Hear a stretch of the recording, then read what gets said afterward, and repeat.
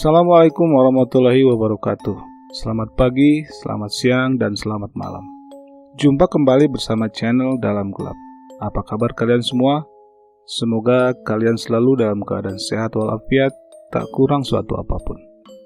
Untuk kawan-kawan yang sedang menjalankan ibadah puasa, semoga selalu diberikan kekuatan dan kelancaran sampai akhir nanti. Sebelum saya mulai ceritanya, ada baiknya kawan-kawan untuk like dulu channel ini, agar saya lebih bersemangat lagi untuk terus membuat cerita-cerita misteri di sini. Pada cerita kali ini, saya akan membawakan sebuah kisah yang ditulis oleh Yusri dan kawan-kawan yang pada saat melakukan pendakian ke sebuah gunung yang terkenal di Bandung Selatan. Dan kisah kali ini akan diberi judul Akibat Mengambil Tengkorak Kambing Tumbal dan Makan Sesajen. Dan untuk para pelaku serta lokasi pada cerita ini sudah saya samarkan, demi untuk kenyamanan bersama. Terima kasih sebelumnya, posisikan diri Anda senyaman mungkin dan selamat mendengarkan.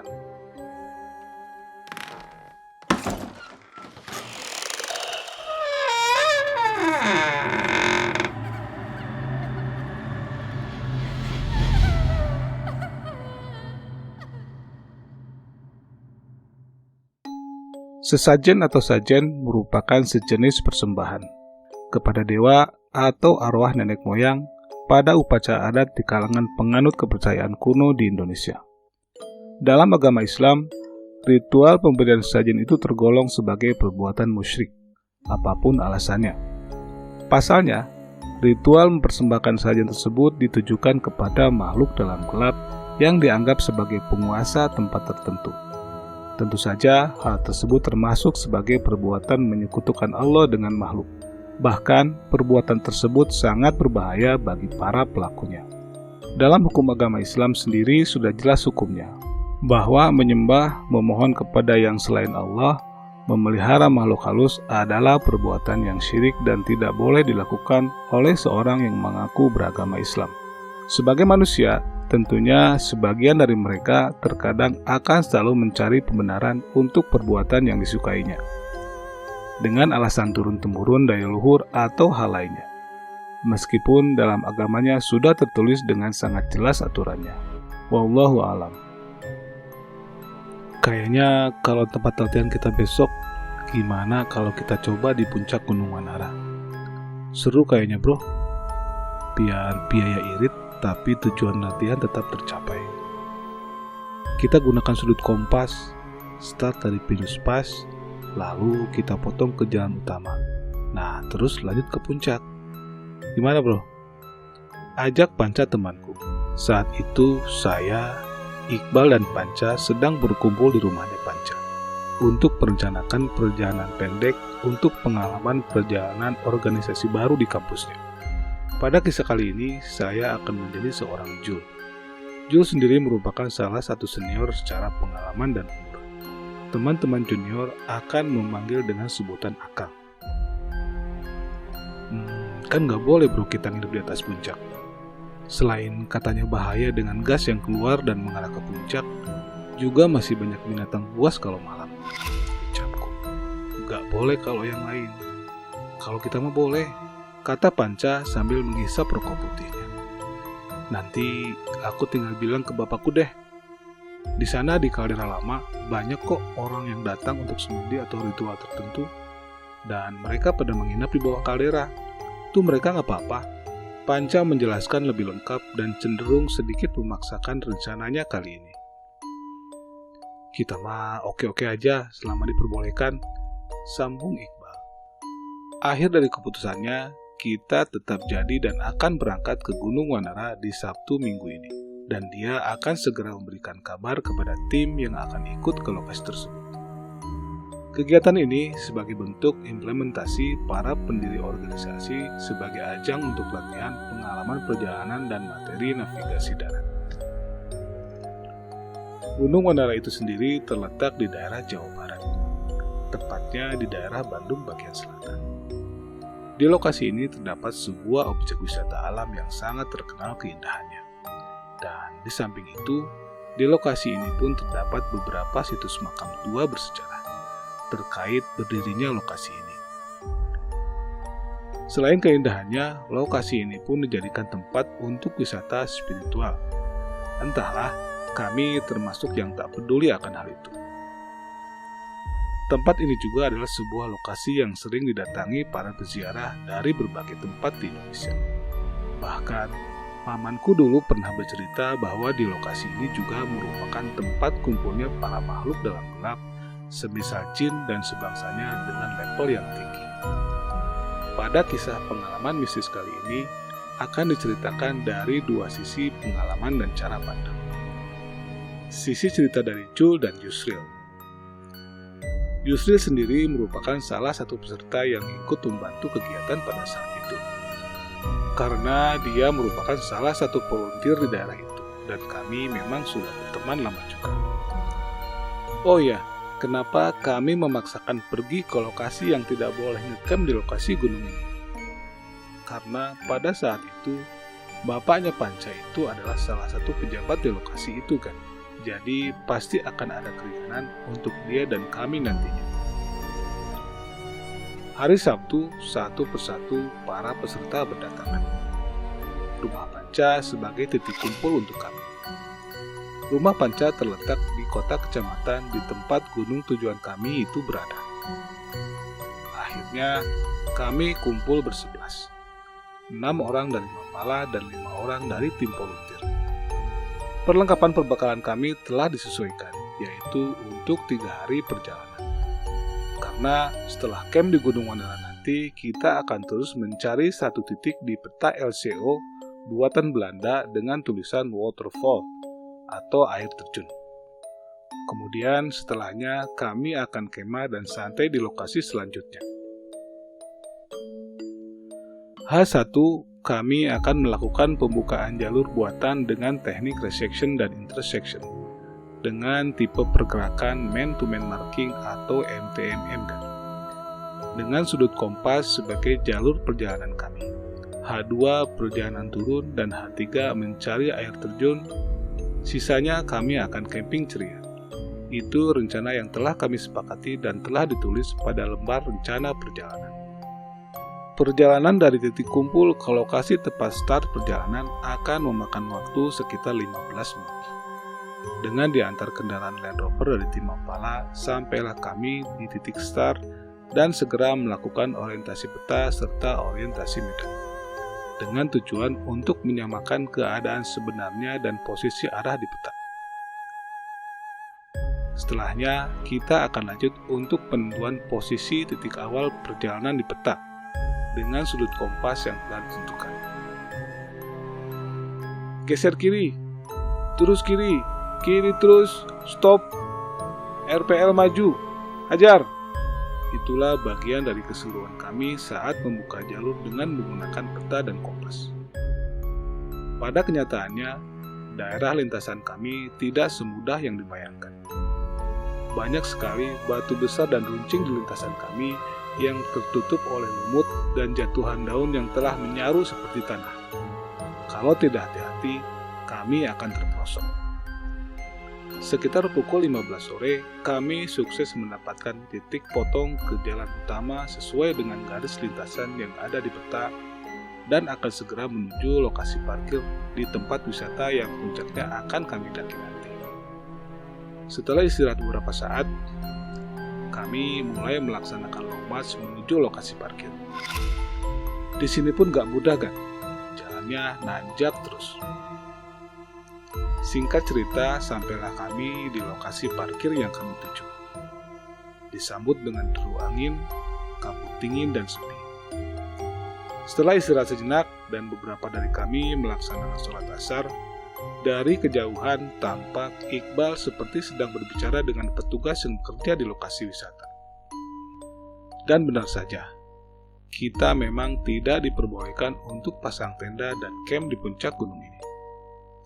Akan tetapi, setelah Panca menerangkan siapa bapaknya beliau dan tujuan kami ke lokasi ini, petugas itu pun akhirnya memperbolehkan kami untuk menginap di sini. Tapi dengan catatan dan demi keamanan, mereka tetap menyarankan kepada kami untuk lebih baik menginap saja di pos jaga yang ada di situ. Karena kalau menginap di puncak bisa berbahaya keracunan gas, itu informasi yang kami terima.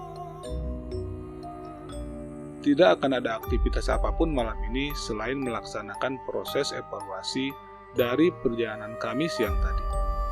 Dan besoknya tinggal satu sesi lagi latihan yang akan kami lakukan, yang rencananya akan dilakukan di lokasi puncak gunung ini.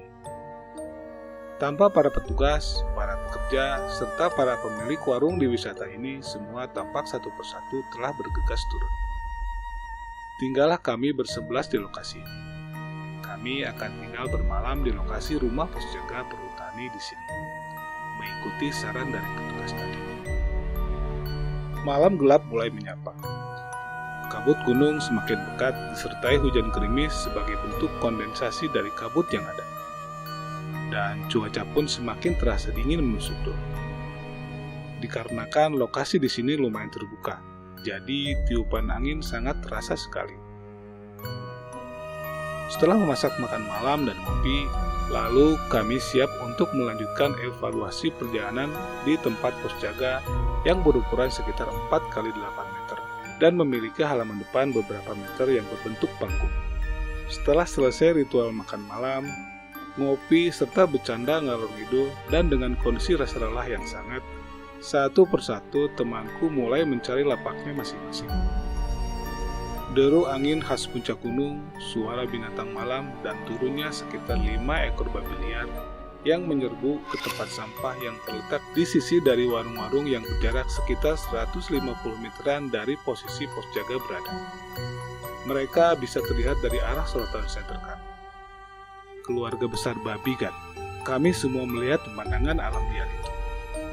Ada sebuah cerita lama yang sudah turun-temurun bahwa gerombolan babi itu ada pemimpinnya, yaitu seekor babi besar dengan tubuh berwarna kuning, serta sering disebut juga dengan babi bule. Entahlah, malam itu kami tak melihatnya. Atau, sudahlah, cuma sebuah cerita, bisiku dalam hati. Meskipun semenjak sampai di sini, cerita itu sudah melekat dan terpikirkan. Tak banyak pergerakan kami pada malam pertama kami menginap. Kami semua merasakan tubuh yang lelah setelah membuat jalur seharian tadi.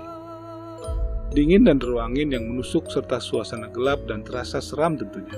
Satu persatu, kawan-kawan sudah masuk ke kantung tidurnya masing-masing. Tak ada api unggun yang kami buat malam itu. Selain merasa sangat lelah, di sekitar lokasi kami menginap pun tak ada kayu bakar yang bisa kami gunakan. Pepohonan di sekitar hanya pohon cantik, pepohonan khas yang tumbuh di ketinggian pada gunung berapi. Tinggal saya dan Yusril yang masih terjaga, duduk bersila di depan cahaya lilin. Yang lainnya sudah pada posisi masing-masing. Dengkuran lirih mulai timbul satu persatu saling bersahutan. Entah tepatnya jam berapa, di antara deru angin yang terus berhembus, saya dan Yusril seperti mendengar bunyi gemerincing. Tapi bukan suara dari lonceng kecil yang biasa dipakaikan kepada leher kucing atau mainan anak, tapi lebih mirip suara gemerincing tukang patri. Kalau orang Sunda mungkin tahu, yaitu suara besi plat yang ditumpuk dan disatukan pada sebuah pegangan, lalu diayun untuk membunyikannya. Srek, srek, srek. Begitu suaranya kan. Orang-orang di kampung kalau mendengar suara itu pasti tahu bahwa itu adalah tukang servis panci, wajan, atau peralatan masak lainnya yang bocor biasanya. Suara itu terus muncul, timbul dan tenggelam terbawa deru angin gunung. Tapi tetap jelas terdengar. Tukang patri, bisiku dalam hati. Beberapa saat suara itu saya simak. Saya masih berpikir positif. Karena suara itu tak kunjung hilang. Kemudian mata saya dan Yusril tiba-tiba saling berpandangan. Dari tatapan mata itu kami sama-sama berbicara. Kami sama-sama mendengar suara itu dan mengetahui suara apa yang dihasilkan. Sebuah suara aneh yang tak mungkin itu adalah suara dari tukang patri. Suasana cekam mulai merambat hadir, tapi masih kami hiraukan. Penerangan kami yang ada malam itu hanya dari cahaya lilin. Sesekali Yusril menyalakan senternya menerangi ruangan sekitar dan melihat teman-teman kami yang mungkin sudah benar-benar terlelap. Bro, belum ngantuk? Tanyaku. Belum, lelah nggak jelas ini. Jawab Yusril. Tadi tahu suara apa? Belum sempat Yusril menjawab, Suara tukang patri tadi semakin terdengar jelas seperti mendekati ke tempat kami menginap. Sreng, sreng, sreng. Sontak saya dan Yusril langsung bergerak memepetkan badan di antara barisan teman-temanku yang lain yang sudah terlentang tidur. Begitu pula dengan saya. Suara itu tetap terdengar, seperti berkeliling di luar pos jaga ini. Lalu seperti menjauh lagi terbawa ruang. Susah sekali mata ini benar-benar menutup dan terlelap. Ku baca doa dan ayat-ayat pendek Al-Quran yang saya hafal. Sambil posisi miring, saya terlentang. Pada posisi depan adalah Panca yang saya pikir dia sudah tertidur. Lu dengar suara tadi, bro? Tiba-tiba Panca bertanya setengah berbisik. Ya, jawabku singkat. Tak lama setelah kami saling bicara, tiba-tiba terdengar suara baru seperti suara dengusan babi. Krok, krok, krok. Suara khas babi tiba-tiba muncul di samping luar dinding yang terbuat dari kayu yang disusun. Sontak saya, Panca, dan Yusril sama-sama berteriak lirih sambil menutupkan kantung tidur kita masing-masing menutupi kepala kami masing-masing. Terdengar dari bunyi berisik aktivitas menutupkan badan dengan kantung tidur. Kami semua terdiam sambil kembali membacakan doa yang masih bisa saya ingat. Hingga akhirnya, entah pada pukul berapa, saya pun terlelap di antara deru angin yang tak lelah menutupi kesunyian yang seharusnya kami harapkan. Hingga pada pagi hari menjelang, semua kecemasan dan keseraman semalam berganti dengan lukisan alam yang tak bisa kami tuliskan dengan kata-kata. Indah banget kan? Ipok, Ipok, mana Ipok, Ipok? Kopi maksudnya kan? Teriakan teman-teman kami seragam. Kami berjemur, menikmati mentari pagi dan indahnya pemandangan. Setelah ini nantinya kami akan segera bergerak menuju puncak di gunung ini untuk berlatih kembali. Kami akan hiking menggunakan jalan setapak yang telah tersedia. Kopi pagi, memasak sarapan berat, serta perbincangan seru kejadian semalam. Namun, suasana semalam tidak menjadikan kami mengurungkan niat untuk tetap terus mendaki sampai tujuan yang telah direncanakan. Sekitar pukul 8.30 pagi, kami segera melakukan packing ulang perlengkapan kami masing-masing dan akan segera berangkat menuju tujuan selanjutnya. Karena ditakutkan para petugas di lokasi ini akan segera tiba. Meski tidak diperbolehkan untuk camping, tapi kami berencana untuk tetap camp di puncak Gunung Wanara malam ini. Akhirnya kami mulai berjalan. Perjalanan normal seperti biasanya orang naik gunung. Deru nafas, tawa, nyanyian dan candaan, serta teriakan terjan dan ulah kejailan lainnya yang terus dilakukan oleh kami.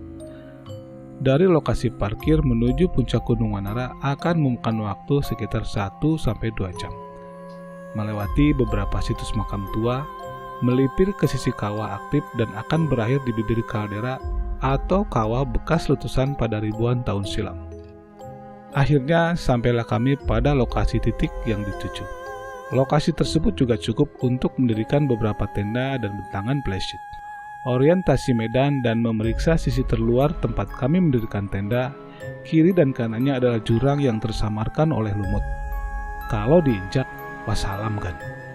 Beberapa saat kemudian setelah membangun camp, pengumpulan kayu bakar, ngopi dan lain sebagainya, kami kembali melakukan sesi latihan navigasi darat.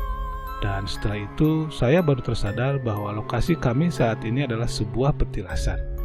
Lalu, aku sampaikan ke mereka bahwa tempat menginap kita adalah sebuah petilasan. Karena tidak ada pilihan lokasi lain, maka semua tidak berkeberatan atau ketakutan. Gak ada kan? Gak percaya begituan. Padahal, saya dan beberapa dari kami pada malam sebelumnya mengalami hal yang cukup aneh dan sedikit menyeramkan. Sebagian dari anggota tim ada yang buat menara atau para-para di atas pohon. Beberapa meter dari lokasi camp kami, ada sebuah pohon besar dan beberapa batu seperti dilingkarkan ke pohon itu. Tampak pula ada sesajen yang masih segar, dengan menu kelapa muda, telur, buah-buahan, rokok, dan beberapa bunga. Ya, standar sajen lah kan. Bro, gratis nih, kataku, sambil mengambil kelapa muda yang ada di situ. Dan akulah yang pertama memulai memakan sajen itu. Segar rasanya kelapa muda ini. Tak lama yang lain pun mengikuti memilih dan memilah. Saking sempitnya area tempat kami mendirikan tenda, hingga dari kami pun ada yang kencing di sekitar pohon itu, pohon yang mungkin dikeramatkan. Singkat cerita, setelah berlatih navigasi dan latihan-latihan lainnya, kami memutuskan tidak jadi mencari air terjun yang tertulis di peta itu. Dengan alasan ingin menikmati suasana puncak, maka pencarian air terjun akan dilakukan sambil mencari jalan turun keesokan harinya. Suasana petang mulai menjelang, cerah dengan sunset yang lumayan indah. Kami semua masih hanyut dalam kondisi kesenangan seperti biasanya. Siapkan kayu bakar, pasak tenda dan flashlight dicek kembali. Kabut sudah naik, malam ini angin akan lebih besar di sini. Perintahku kepada tim. Tak nampak pergerakan yang lambat dari mereka. Kami sudah terbiasa berbagi tugas dan bergerak cepat dalam kondisi yang pada saatnya dibutuhkan pergerakan yang cepat. Malam pun tiba menyapa. Dingin dan deru angin semakin kuat kami rasakan di area itu. Api unggun telah menyala dan seperti biasa, kami melingkarinya berharap kehangatan itu abadi di dalam tubuh, meski nanti padamnya akan segera tiba pula. Selesai masak dan makan malam, disambung dengan ritual ngopi sambil bernyanyi bersama, keseruan malam ini terasa semakin sempurna.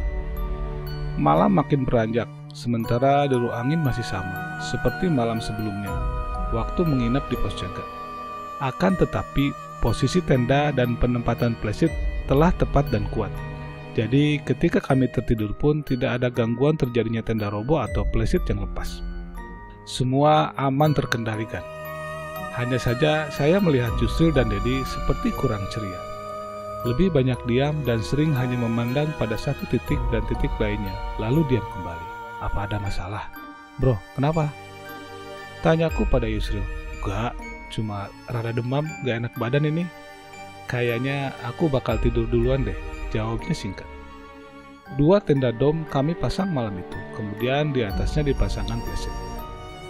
Posisi camp kami sedikit tertutup oleh semak-semak dan pohon cantiki yang lumayan tinggi. Jadi boleh dikatakan tempat kami camp malam itu sangatlah aman. Karena nyatanya dari 10 kawan saya, ada juga beberapa yang sengaja tidur di luar dekat dengan api unggun.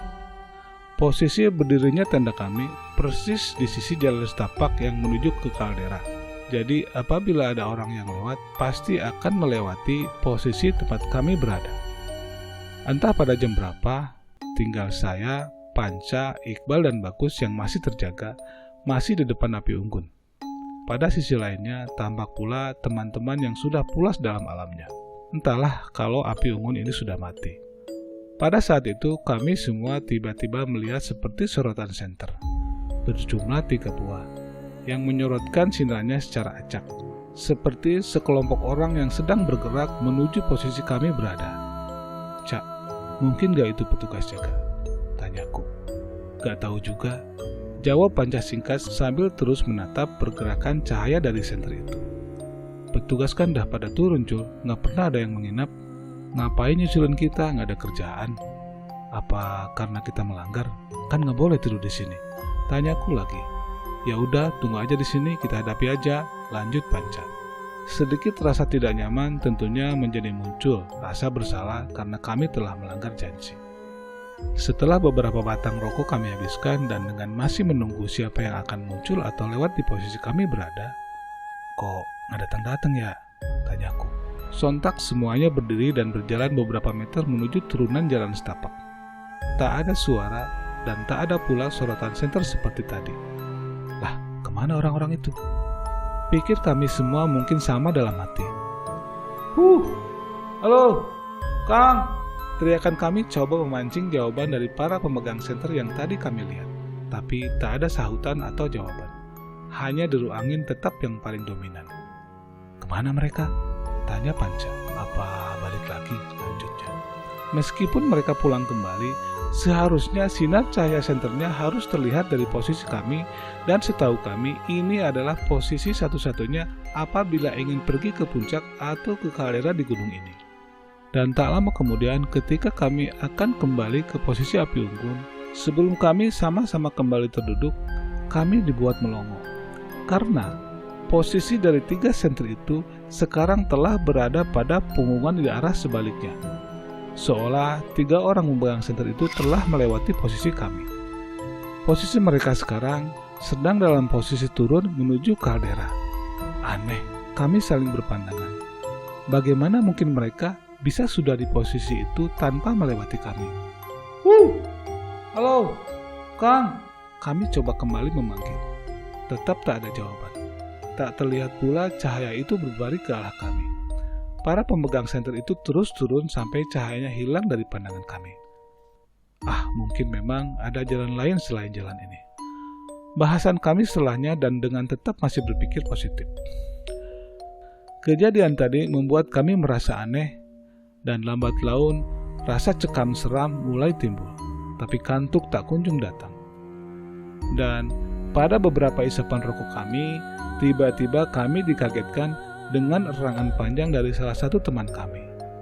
Yusril, kenapa? Sontak dari kami bertiga langsung belingsatan menuju ke arah suara. Posisi kantung tidur Yusril telah berada pada posisi pinggang sampai ke kaki. Matanya tertutup dan menggernyit. Kedua tangannya lurus mengepal, sementara mulutnya rapat sambil terus mengeluarkan erangan. Yusril. Aku coba tepuk-tepuk kedua pipinya. Kami terus mencoba membangunkan Yusril. Setelah beberapa saat, barulah Yusril membuka matanya. Kemudian bangun sambil menggosok-gosok matanya. Dia mengatakan bahwa dia tadi telah bermimpi dan seperti ketindihan arep-arep. Setelah itu, kemudian Yusril mencari senter karena ingin buang air kecil. Posisi buang air Yusril memang tidak jauh dari tenda, boleh dikatakan di belakang tenda. Jadi gemercik air kencingnya bisa juga kami dengarkan. Terlihat senter bergerak ke arah belakang tenda. Bayangan tubuh Yusril yang berdiri sedang kencing juga tampak terlihat. Tapi, dan tiba-tiba, di posisi belakang Yusril yang sedang kencing, muncul sebuah bayangan seperti ranting-ranting yang sangat besar. Bayangan itu lebih menyerupai ke sebuah bayangan tangan. Tangan yang sangat besar. Tangan itu seperti akan memegang tubuh Yusril. Yang persis melihat kejadian itu adalah Panca. Nah, karena teriakan Pancalah, kami semua jadi terkaget lalu sama-sama keluar tenda untuk melihat Yusril. Dan alhamdulillah Yusril kembali menuju tenda dengan senternya.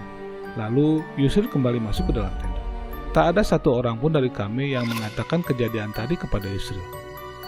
Pikir kami nanti saja kita bicarakan ketika kita sudah turun dari gunung ini. Yus, lu gak apa-apa? Enggak, gua gak apa-apa. Gua tidur lagi ya. Akhirnya Yusril pun kembali masuk ke dalam kantung tidurnya. Dan kami kembali ke posisi api unggun. Tadi gua pikir itu bayangan ranting bro awalnya, kata Panca. Tapi ranting itu kok bergerak mendekat ke arah Yusril dan menjadi seperti tangan. Gue kaget lah, makanya gue teriak, cerita Panca. Beberapa kejadian yang kami alami malam itu sudah mulai tidak masuk akal. Rasa cekam mulai datang. Saya coba tambahkan kayu bakar agar apinya tidak mati dan teman-teman yang tidur di sekitarnya juga tetap hangat. Saya, Panca, dan Iqbal mulai masuk ke tenda kami masing-masing. Dua kejadian tadi jadi terpikirkan, hingga sampai pada saatnya kami terlelap entah pada pukul berapa.